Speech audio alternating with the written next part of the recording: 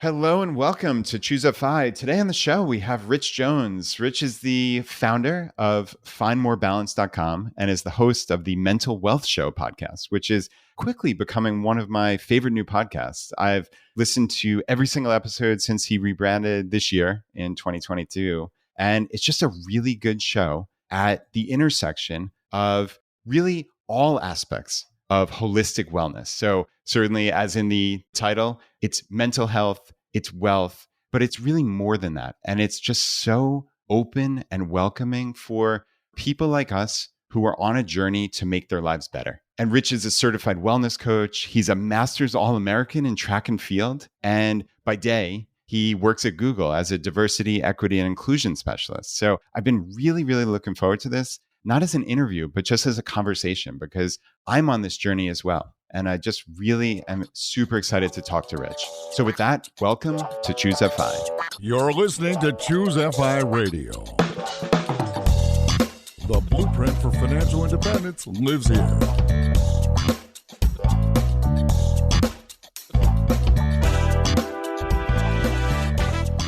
If you're looking to unlock the secrets to financial independence and early retirement, you're in the right place.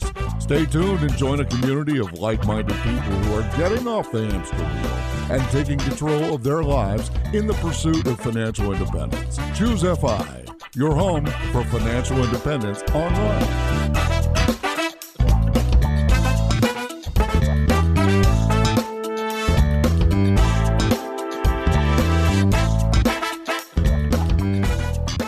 Rich, welcome to Choose FI. I'm super excited to have you here. It's great to be here. I'm excited to chat with you today. Yeah, this should be great. This should be great. So I think, even though I said at the outset, this is not going to be an interview, I think let's start with the logical starting point, again, after having listened to your podcast. So July 2020, it seems like that was this line of delineation for you when everything changed. Can you just tell the audience about it? And let's use that as a jumping off point.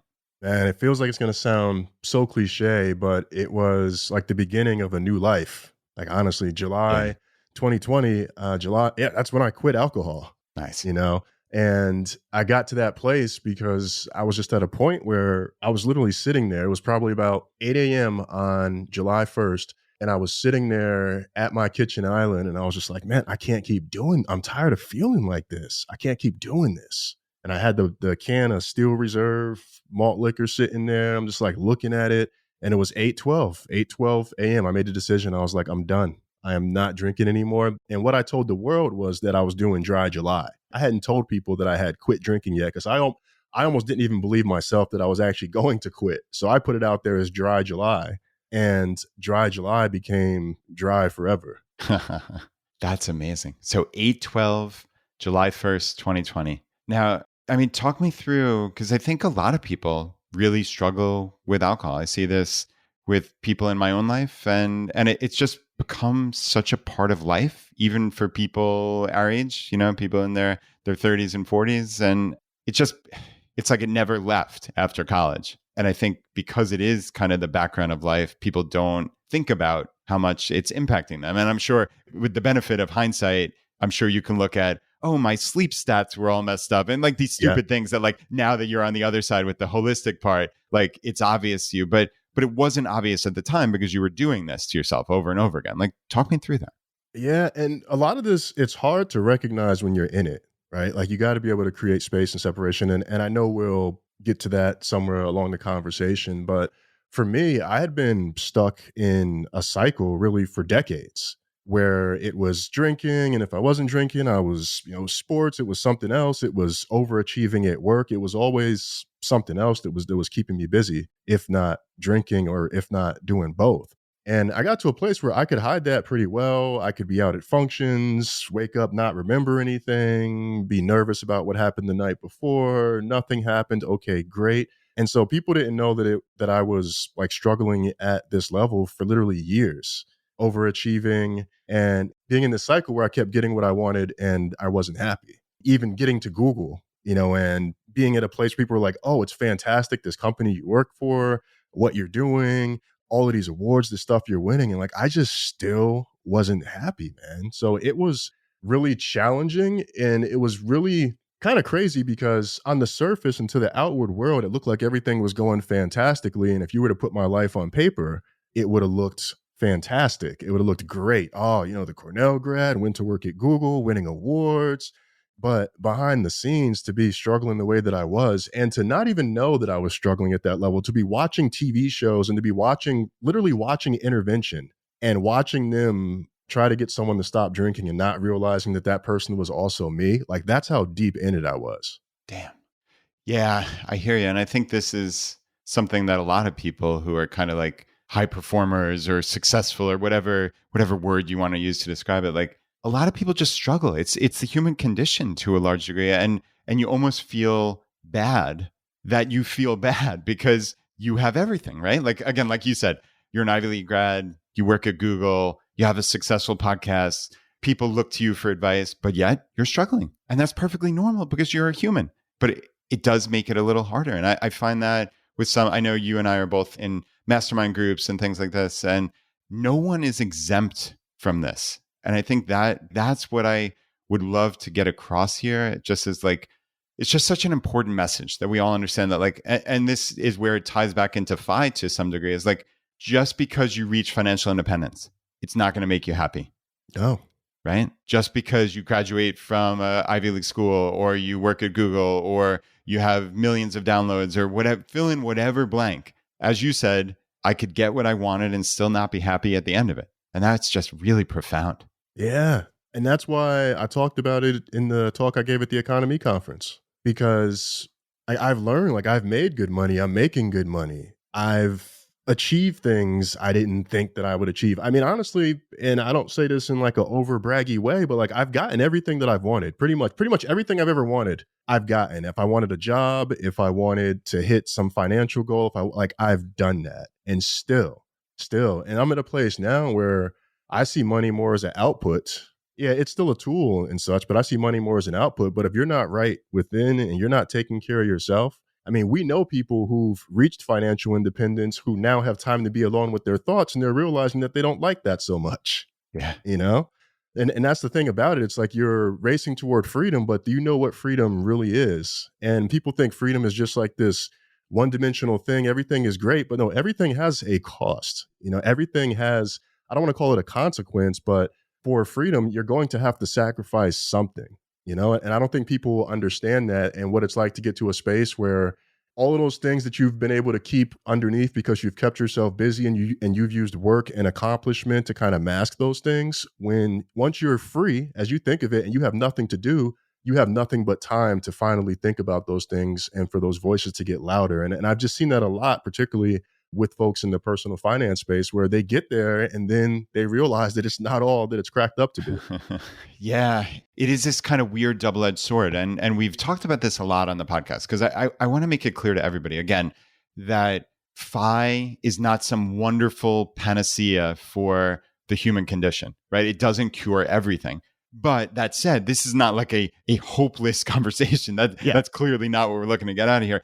I think under any circumstances, pursuing financial independence and having some level, regardless of what it is, level of financial freedom makes your life better. So I think, to me, that is like an undeniable fact. But, and I think where the double-edged sword comes in is because you have this space now, because, as you said, you can't just keep yourself busy and sweep it all under the rug with achievements and busy work and going to work from 9 to 5 and then staying after to do extra or going to the meeting or the dinner or the happy hour. Like, that all keeps you busy and you can't think about these more important existential things, right? But like, when you have the time and space to think about the existential things, that's when you have to put the work in, right?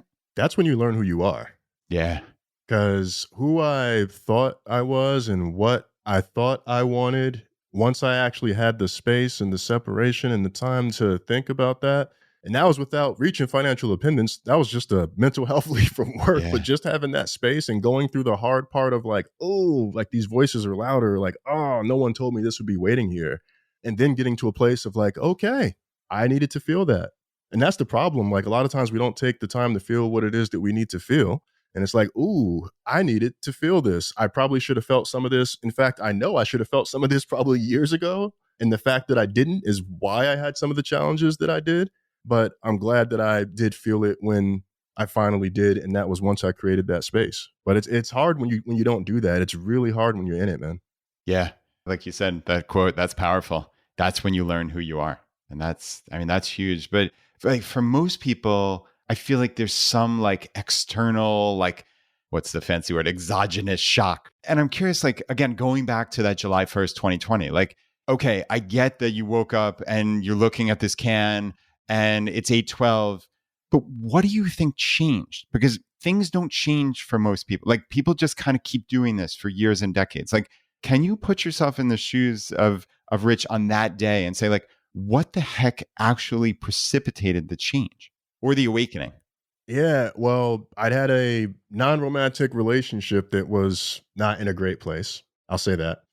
And I just found in general over the past few years, I kept ending up back in this same place where I'd be sitting at a table or sitting somewhere feeling like crap. I mean, just the feeling of like waking up hungover and then having to like drink to get to a point of like feeling better, then like the impact on the skin, the body. So I just woke up and I'm like, man, I've started seeing a therapist. The first time I saw a therapist was when a previous relationship had ended. So for me, the end of relationships, whether romantic or otherwise, are inflection points for me.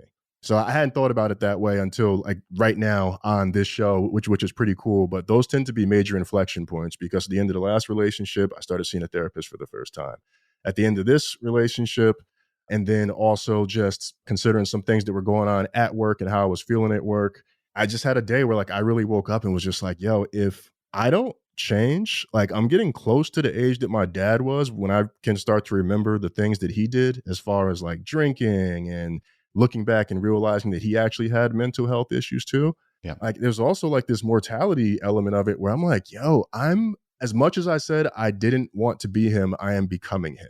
And if I don't make this choice now with the way that I am going, I am definitely going to become him. And I know what that's going to look like. It's going to look like me being in a wheelchair and I'm like 50 years old. It's going to look like me pushing people away. It's going to look like me having a stroke. It's going to look like, and so I just started thinking about all of these other things. And it was very similar to when I even got into personal finance in the first place. Because at that time, I was actually in the dating and relationship blogging niche. Really? And I got to a place where I was like, man, I love talking about love and relationships, but what happens if like I lose my job? What happens if, and I just started thinking about like all of these different things that could happen in my life if I didn't make some changes. And it was the same thing here where really I woke up that morning and I was like, yo, if I don't make these changes, the way that I'm trending, like the health issues that I'm starting to have, and then also like I'm hiding it from everyone, even my partner. Eventually they're going to find out. And if I don't address this now, it's going to be way worse down the road. So to some, it might be like, oh, you just woke up and you made that decision. But it's like, no, it was like the culmination of like multiple things and thinking about the intersection of one, me becoming the parent that I didn't want to become, the lie of holding it and hiding this from people that I care about. And then also the beginnings of like that, and I keep having these situations where like I end up not happy at the end. Something else has to change. And I've been working to quit alcohol for like years before that. So I started to see a therapist in 2017. And so it took me till 2021 to be able to quit. So it was like years in the making. I want to point that out too. Like it was like years to get to that point. Yeah. And it's interesting. We actually just recently, about 6 weeks ago, had Scott and Taylor Rickens on the podcast. And I love how we're kind of normalizing how important therapy is, right? Because they talked about both couples therapy and individual therapy and how it made such a dramatically positive impact on their lives. And Definitely. right. And I think sadly, there's been this like this stigma around it for so long, but it's silly, right? Like it's such a useful and helpful thing. Just and it depends obviously what type of therapy. And I know you've done different types and we can get into that certainly, but like even just the traditional talk therapy, like just going to talk to somebody, that's not a bad thing. Because again, as you said, most of us, we get swept up in this overachievement or this busyness and we just kind of hide from ourselves. And I think that's what you were saying, right? Like you were hiding from everyone, maybe even, and maybe especially yourself. Yes. Right? Like, but then you're faced with, okay, this end of a chapter with this non-romantic but important relationship. and you're looking at your own mortality, right? I think you're going to be 40 pretty soon, and I'm in my early 40s. Like, you start thinking about this, right? Like I've quoted the article "The Tail End" on the website Wait But Why so many times, and it's just a remarkable thing to look at your life in terms of like literally boxes and like how much time I've already spent with my 14-year-old daughter. Like the percentage of time I'm ever going to spend with her has gone by now, and it's dramatic, right? Yeah.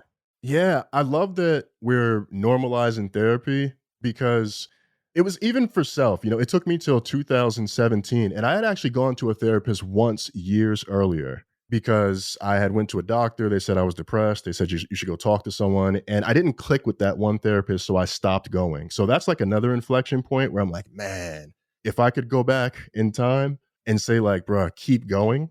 That's like one thing I would change. But of course, hindsight is 2020. But I think it's important, even if not a therapist specifically, which has been critical to my journey and a lot of other folks' journeys, it's important to just have people who support you around you. Yeah. And I don't mean people who you just talk business with and you just get together and talk numbers, because even that can have a negative impact on your esteem and on your mental. If you feel like you're the one who's always bringing up the rear in the conversations, you're not contributing, everyone's making more than you, doing better than you, that doesn't help you either. I do believe in like healthy competition, and I do believe that you should work with people who inspire you, or y'all believe in similar sources of inspiration, but you've got to have that core network around you. And I think it really took me years to start building that and to start putting money behind it. Yeah, I hear you. And I think just having people you can talk to in life and finding these different people, like, frankly, like I feel like I know you already just from the 20 minutes we spent talking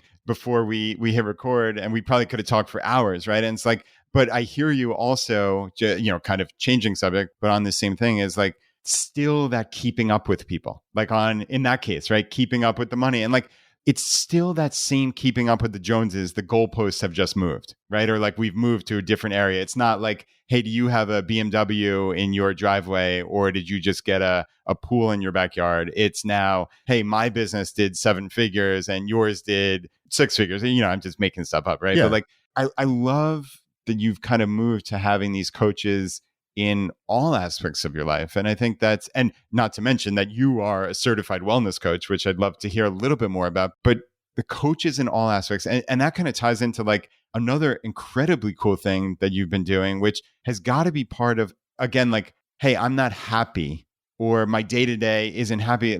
And sometimes it comes down to, hey, I don't have anything to work towards for a lot of us, right? It's like the same thing day in, day out. And like my life is great. I have a wonderful family life. I have this podcast where I'm helping people. Like, it's all great, but like, am I really working towards something? And the answer, obviously, I mean, to me is really no. But for you actually got back into track and field in like, I guess, July of 2021. And like, to me, this is like one of the coolest aspects of your story, because like, I see the tie that binds of this journey, but like, if you just took it on the face of it, like, okay, I'm doing the triple jump, maybe, in and of itself, no big deal. But like, this is like a major, major part of you becoming who you want to be.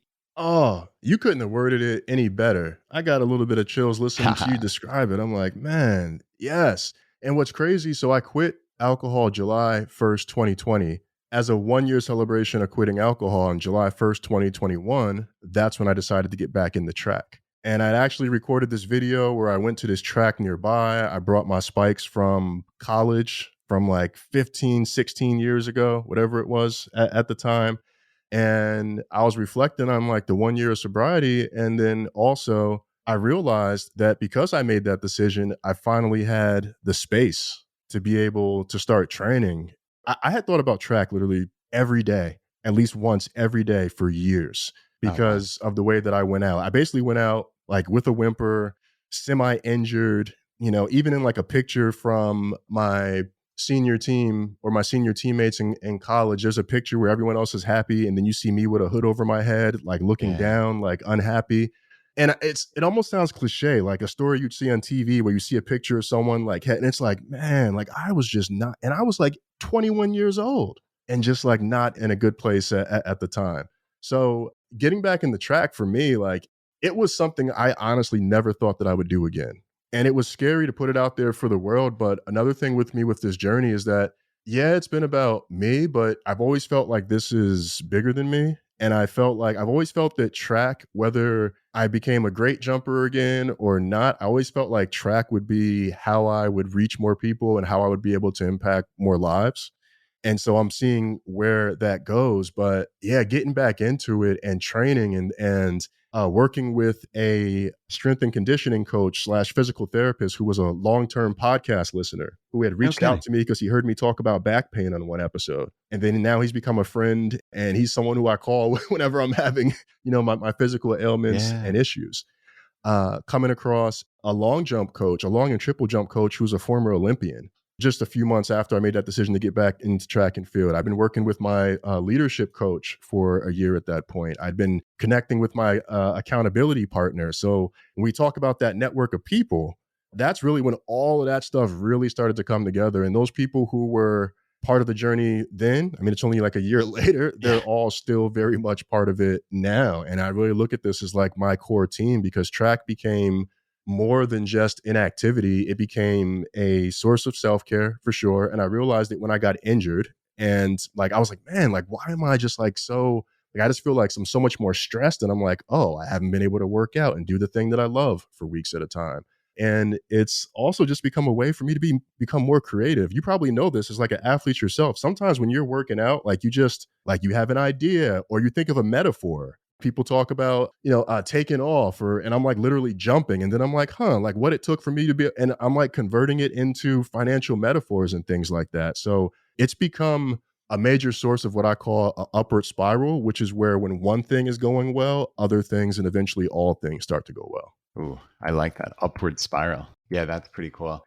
And yeah, it is amazing. It's almost like the proverbial shower thoughts, but it's times 10 when you're doing some kind of athletic thing. Like you just, regardless of what the sport is, you're alone with your thoughts to a large degree, right? Like you're describing that even in long jump and triple jump. And like, yeah, I know my daughter has described that. She's a pretty high level swimmer. And she kind of just took a break from it actually for the last handful of months. And she's like, I miss that time to think. She's like concocting stories like that. She's writing this book in her head and she hasn't had that time. So yeah, that is a cool aspect of it. And it's funny because as you're describing that 21-year-old or 22-year-old, I guess, Rich, of like, in that senior picture with this defeated body language, right? And the hoodie over your head and like everybody else is joyful around you and you're defeated. And I'm looking at your body language now and how positive it is when you're talking about track. And it's like, it's infectious. It makes me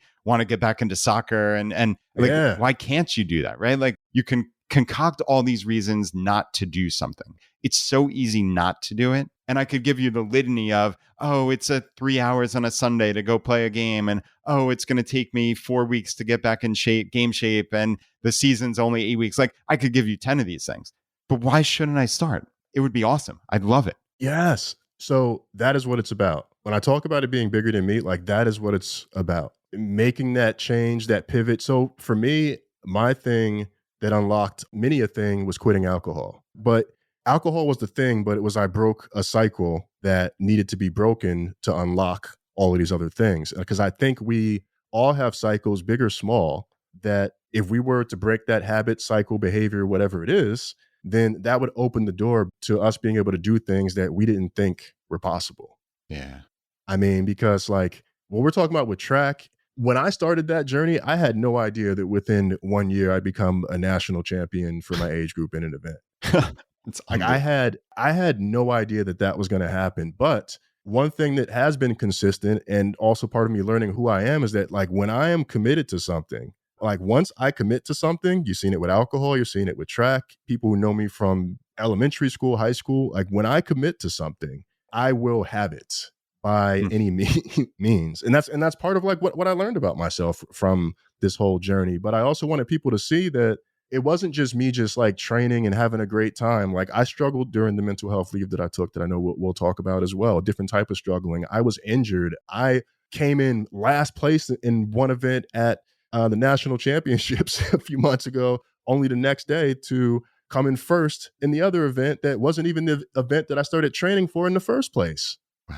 So like, man, when you make that decision, whatever that thing is for you, like that's what I really want people. That's one of the things I really want people to get. And I know we still got a lot to talk about, but man, like once you make that decision to make that change, and we know what it is because we get annoyed thinking about it. We're like, whatever you say, about, that's probably the thing that needs to change. Sorry, man. You just got me fired up. So I'm just. No, it's awesome. And that, I think that what you just said, you have that feeling or that frustration, like look for that because that's probably where you want to dial in on the most. And again, we all run these scripts of, oh, I could have done this. I could have done that. Or I wish I did this. I even have it. Again, I mentioned my daughter's a swimmer. Like my like great regret is that I wasn't on a swim team when I was a kid.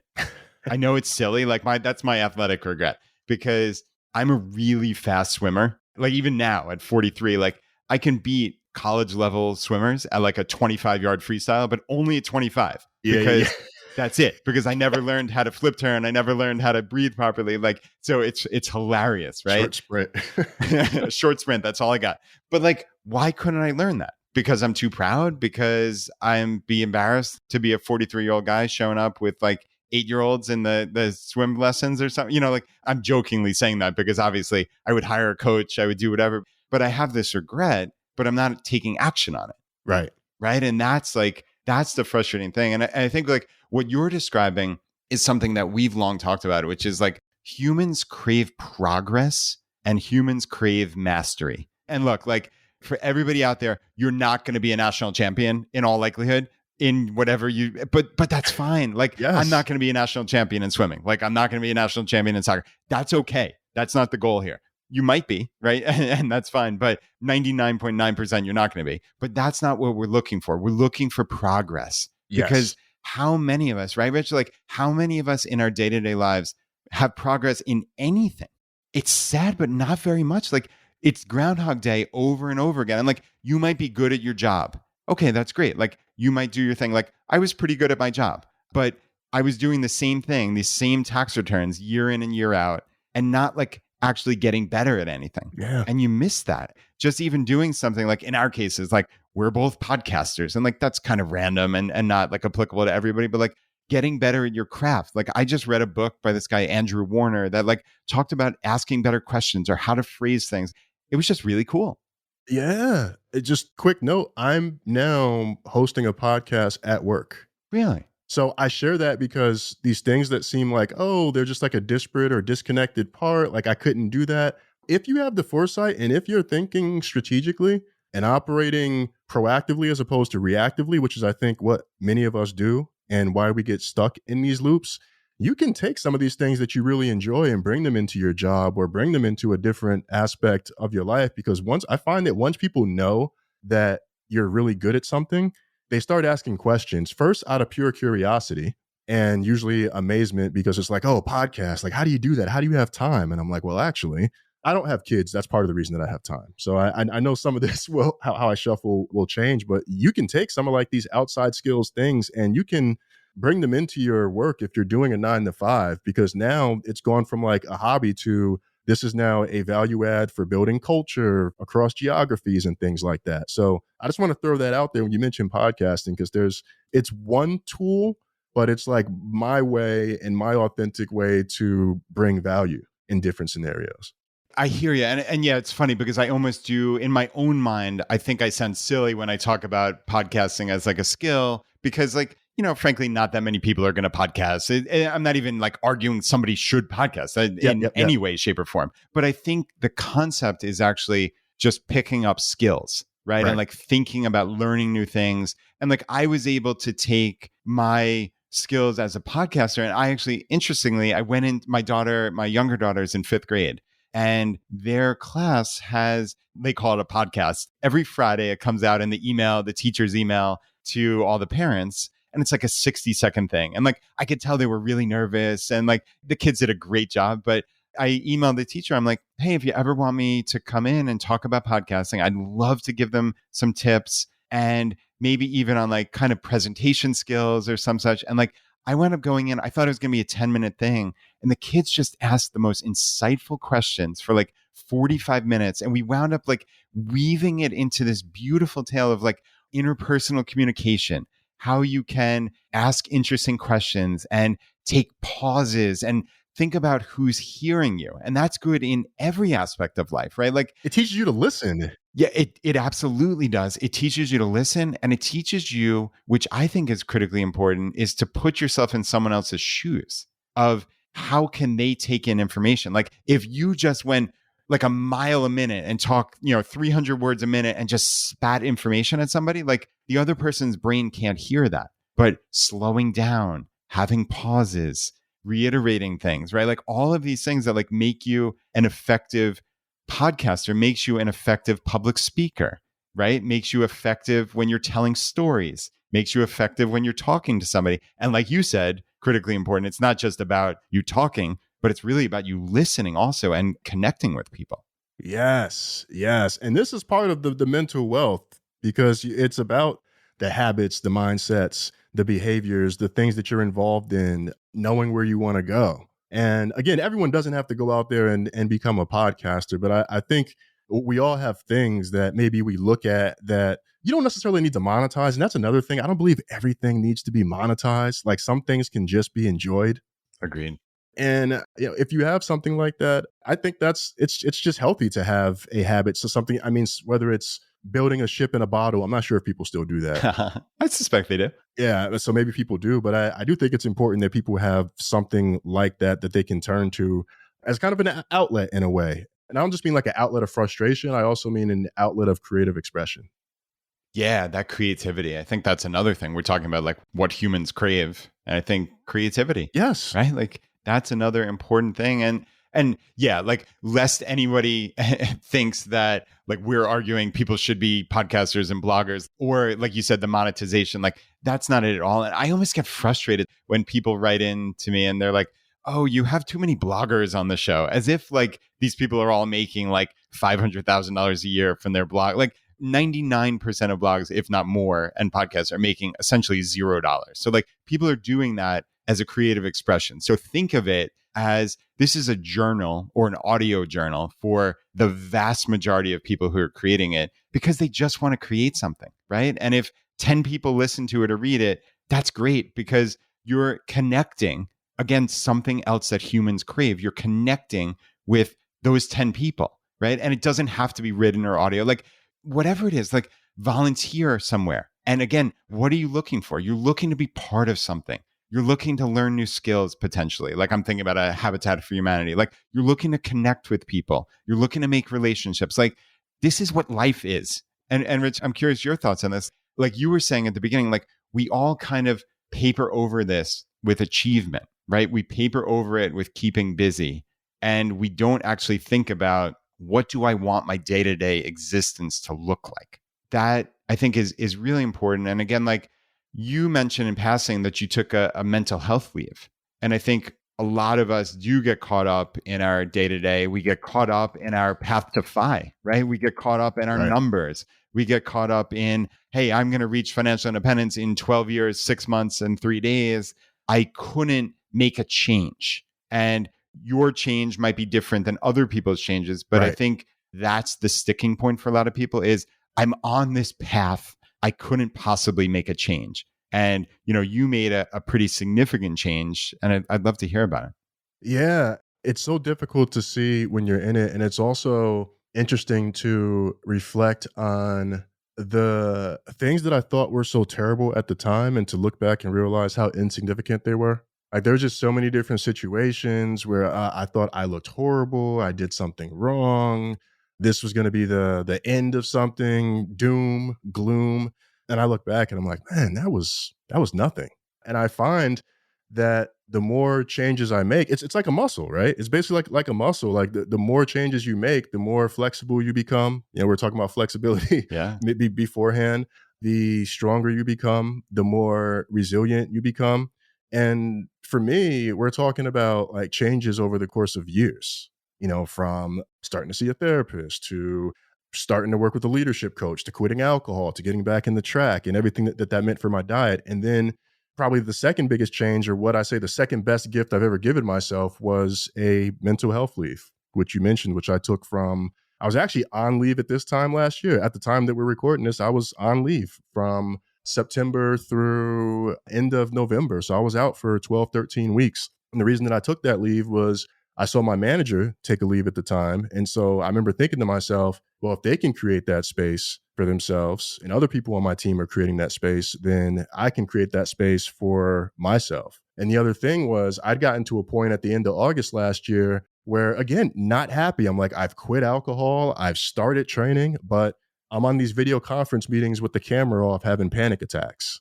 I'm unable to sleep. Like I'd already had sleep issues. Now my sleep issues are even worse. I'm feeling agitated and nervous in seemingly innocent situations. What's going on? And so had I not made that decision to take a leave, had I not made that change to go from being active working to taking a mental health leave and everything that comes with that, am I failing? Am I letting my team down? What is this signaling to people? I hadn't been on the team for even a year at that point. So there was like a lot of stuff that was going on in my mind around that. On top of the fact, what a lot of people don't know is that when you hear someone say mental health leave, they're often taking a short-term disability leave. That's what I took. Oh, I didn't know that. Yeah. And so people go, oh, short-term disability. I say people, this was really me. I was like, ooh, short-term disability. I'm like, I can walk, I'm functional. I know people who really need short-term disability. And I'm like, wait, like my mental health and everything that is going on, like it's impacting my work. Like it is a disability. It's been stopping me from doing things for years. And it wasn't until I took that leave that a couple of weeks into it, I learned that I've had complex PTSD for most of my life and didn't know it. So if I don't create that space, if I don't make that decision to take a step away, and I thought that I wasn't just going to take a leave from work, I thought I was going to take a leave from corporate America altogether and go into full-time entrepreneurship.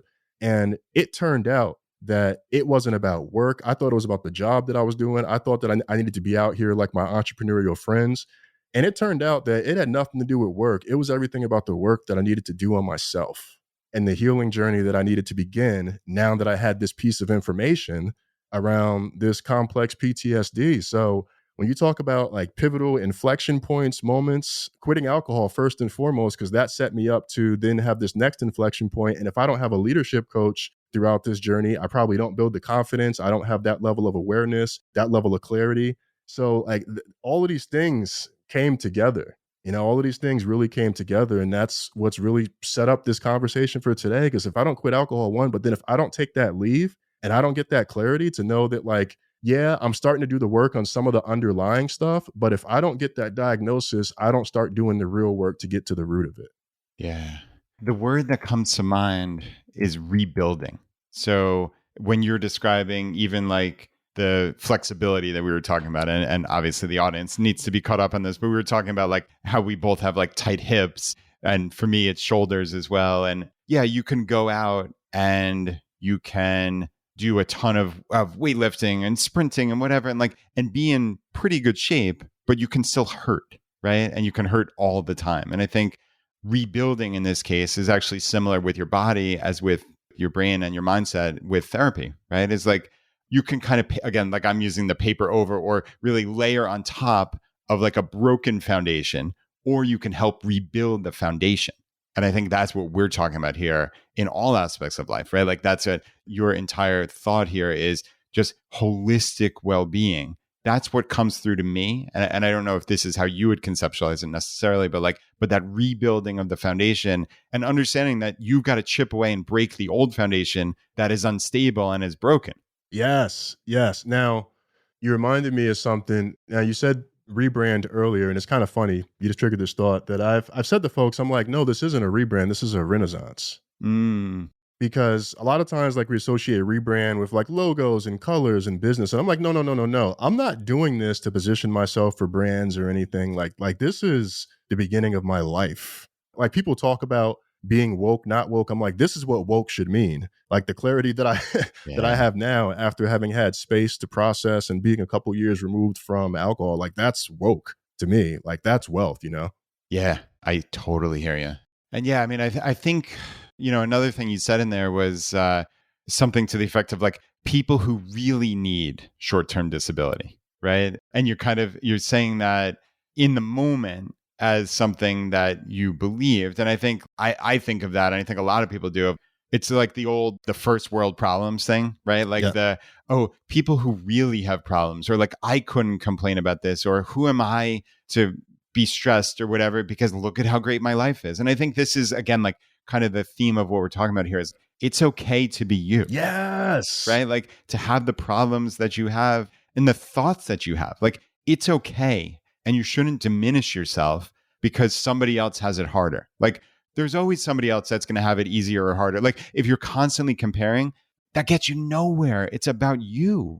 Yes. I'd had a series of unfortunate events. Man, we don't have time for all the stories today, so I'll cliff notes it. But before nationals, I'd gotten injured. I missed my flight the day of to get there. Like I'd had a panic attack. Several bad things happened, and someone said, "Well, hey, at least you're not in a conflict region." And all I could think to myself was, I'm not going to say what I thought to myself, but like that, it's a very common way to, I don't know if it's like squash someone's feelings or it's supposed to make somebody feel better. It doesn't work that way. But like just because something bad is happening elsewhere or something negative is happening elsewhere doesn't mean that you can't be experiencing what you're experiencing. You worded it way better than I did, but it's so true. And I've had just several points throughout life where I've felt that way. And then it's become a source of struggle, and it's become a source of guilt and shame, which have been huge. I think guilt and shame are also two critical parts of the human condition, you know? Yeah, it's all just kind of wrapped up. And, again, like I said, I kind of jokingly saying the double-edged sword, because I think you and I both think that it's a significant net positive that we're focusing on this stuff. But it's like riling up the bottom of the ocean, right? Like that sand kind of swirls for a while until the clarity comes through. And I think because we do have this space, we can think about this, and it's really important. And, you described this entire journey as a healing journey, but you also said like it wasn't about leaving work. I'd love to talk about that as the next aspect of your journey, because I think you've learned that leveraging your career as a tool to get more of what you want out of life has become really important. And like, again, with the keeping up with the Joneses, you might have thought about leaving your job as like this is like my credibility as a business owner or a podcaster or a Yep. successful whatever, right? Like it's all inextricably tied in the same concept. So I'd love to hear your story of this.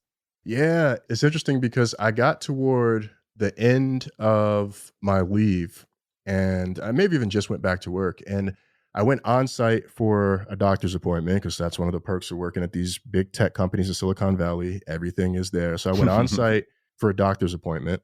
And then in that same building, I went upstairs to the gym and I said, this gym has everything that I need for all my track and field training. I don't need to go get a membership anywhere else. Like everything that I need is in this gym or one of these gyms.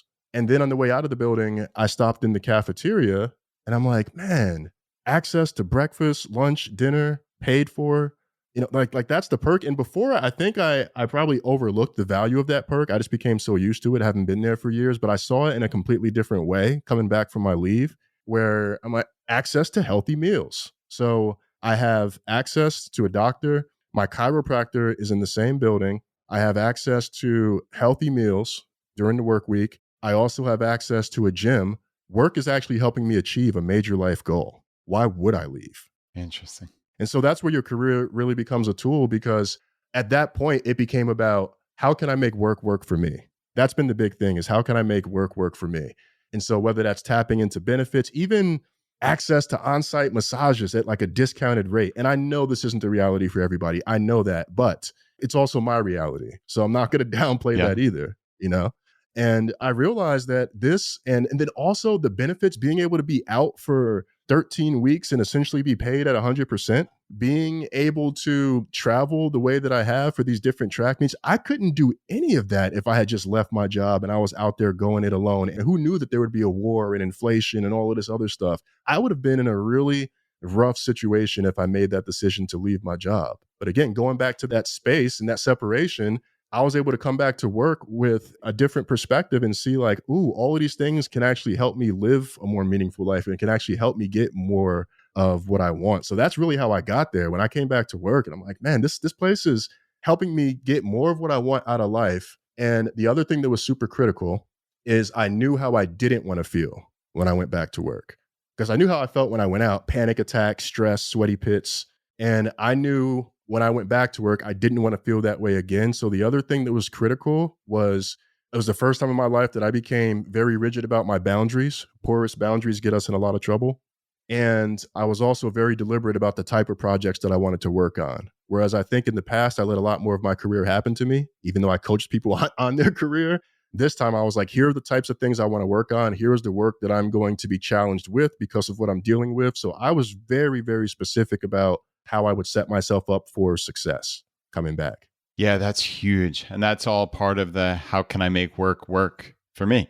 And I think a lot of people, we kind of allude to that as like some of the benefits of FU money in the financial independence community. And obviously, it's not as overt or negative as it may sound. Nobody's walking around acting like a tough guy, like, I'm not going to do this, I'm above this. It's not that at all. It's the aspect of, like you said, here's what I want to work on, right? Or for other people, like, again, it's having that little extra bit of awareness and some power and autonomy in your life, that having this perspective, but also, again, as I'm saying, like a little bit of financial freedom, like it gives you options. It gives you flexibility to like not work on the crap that not only doesn't light you up, but makes you feel bad, makes you hate your job. Like there can be a better way. And I think that's what all of this is moving towards, right? And it's like, it's so easy to vilify work. It's so easy.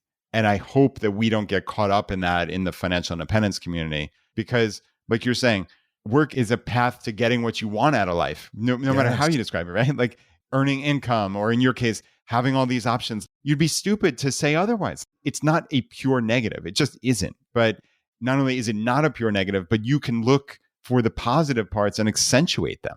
Yes. And it increases the quality of your experience. And here's the other thing I found, and it's similar. I'm sure you all have talked about this, like the importance of knowing your why and what that does for you, because there are going to be days that are difficult no matter what your job is. But I'll tell you what, on those days that are really stressful, when I go, this is allowing me to be able to travel and go compete in Eugene, Oregon at a pretty much Olympic level facility. Like it feels good. Like I come back to that and I'm like, you know what? This has a purpose. This has a purpose. And so knowing the purpose that work is serving makes it a lot easier. And I want to be clear to our fellow entrepreneurial friends.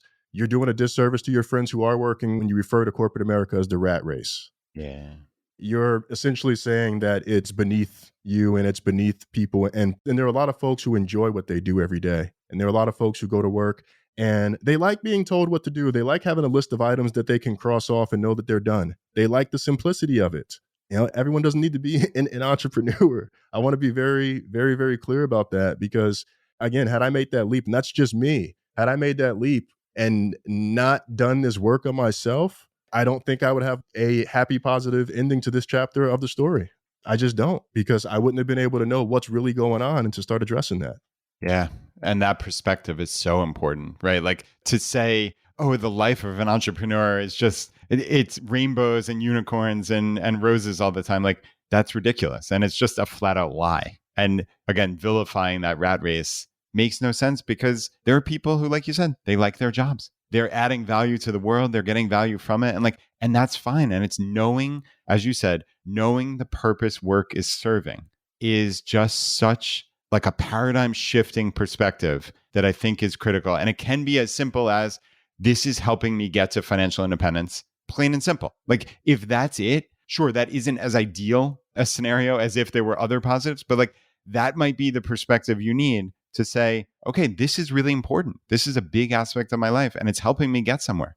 And think about how it will feel to get there, because that's the key part for me. I call them emotional goals, but when I set goals, I don't set goals for goals' sake. I set goals that when I think about achieving it, I actually feel something.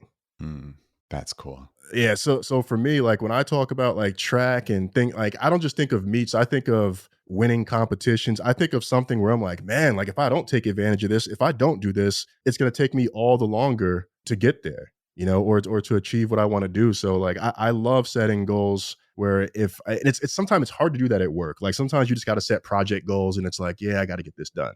But for the bigger life influencing stuff, like when you set goal, you got to even financial goals, even getting out of debt. Like, what is? Yes, you can get out of debt, but like, what is it? What is it going to feel like? What is that going to mean? What is that going to allow you to do? Yeah, I love that. That emotional, just picturing yourself in that moment makes it all the more real. It makes it something you actually want to get there for. I love that. Exactly. Rich, this has been amazing. Thank you so much for coming on the show. Really appreciate it. I love getting to know you. And yeah, this is awesome. I got to say this. I want to thank you for providing the space to have this conversation, particularly in this world that we operate. I mean, the personal finance world. I think these conversations are super, super important, especially now. And so hats off and thanks to you for even allowing me to come on here and share my story a bit. Yeah, you bet, my friend. Thank you. That's very kind. And yeah, would love to have you back on. So let's let everybody know. So obviously I mentioned at the top of the show, the podcast and the website, but just let everybody know again where they can find you, how they can get in touch. Yeah, so you can find everything about me at richrunstrack.com. You can find More Balance through there. You can find the podcast. You can find more information about me speaking if you like my voice and you want me to come speak at your company and make you look good. You can also find information about my one-on-one wellness coaching. So I am a certified wellness coach. I'm taking a small number of new clients right now. Maybe that won't be the case by the time this episode comes out. And then on social media, at Rich Runs Track on Instagram, at Rich Runs Track on Twitter, and look me up on LinkedIn. And if you heard me on the podcast, mention that you heard me on the podcast, and I'll be sure to check you out. Nice. Sounds awesome. All right, Rich. Thanks again. Appreciate it.